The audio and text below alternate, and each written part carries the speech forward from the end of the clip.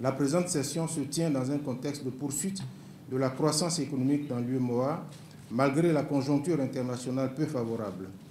L'activité économique est en effet restée dynamique au quatrième trimestre 2023, avec une progression de 5,7% du PIB réel en rythme annuel, niveau identique à celui enregistré le trimestre précédent. Le taux d'inflation au sein de notre zone est ressorti à 3,7% en 2023 contre 7,4% en 2022. Ce recul a été favorisé par l'atténuation des pressions inflationnistes sur les produits alimentaires et les efforts des États pour lutter contre la vie chère, ainsi que les effets des mesures de politique monétaire prises par la BCEAO. Ainsi, les perspectives économiques de l'Union restent favorables, même si elles demeurent tributaires de l'évolution de la conjoncture internationale, de la situation sécuritaire et sociopolitique dans l'Union, ainsi que des effets du changement climatique. Pour l'année 2024, selon les prévisions de la BCEAO, la croissance du PIB de l'Union en termes réels ressortirait à 6,5%. Cette accélération serait notamment impulsée par la bonne tenue des productions extractives et manufacturières. Au regard de ce qui précède, je voudrais saluer les résultats et perspectives encourageants dans notre zone et renouveler nos félicitations au président de la commission de l'UEMOA, au gouverneur de la BCEAO, au président de la BOAD ainsi qu'au président de l'AMF-UEMOA, dont les efforts concourent à l'optimisation des stratégies mises en œuvre pour la consolidation de nos économies. J'associe à ces félicitations l'ensemble des équipes à nos côtés, dont la perspicacité et les efforts contribuent à relever les défis de renforcement de nos économies et de l'intégration régionale en vue de l'amélioration des conditions de vie de nos populations. Chers collègues, mesdames et messieurs, le projet d'ordre du jour soumis à notre appréciation s'articulera autour de points ci-après.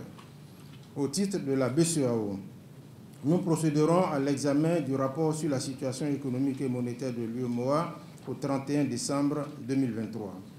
Ensuite, il sera soumis à notre appréciation le projet de décision fixant les montants seuils complémentaires pour la mise en œuvre de la loi uniforme relative à la lutte contre le blanchiment des capitaux, le financement du terrorisme et de la prolifération des armes de destruction massive dans les États membres de l'UEMOA.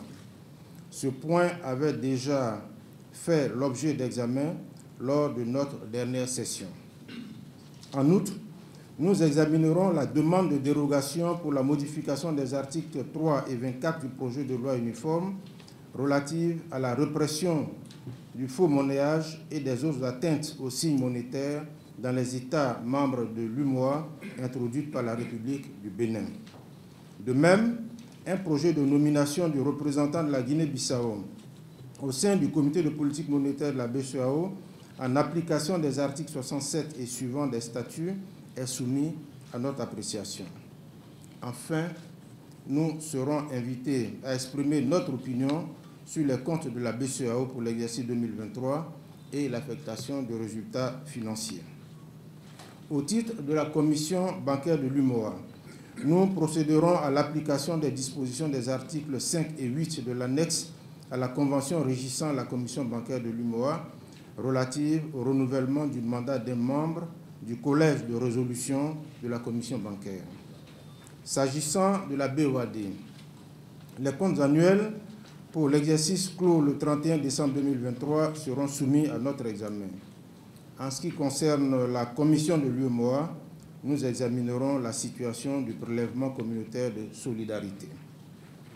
Au titre de l'autorité des marchés financiers, les projets de décision relatifs à la désignation des représentants des États membres de l'Union dans les conseils d'administration de la Bourse régionale des valeurs mobilières et du dépositaire central Banque de règlement sont soumis à notre appréciation en vue de leur adoption.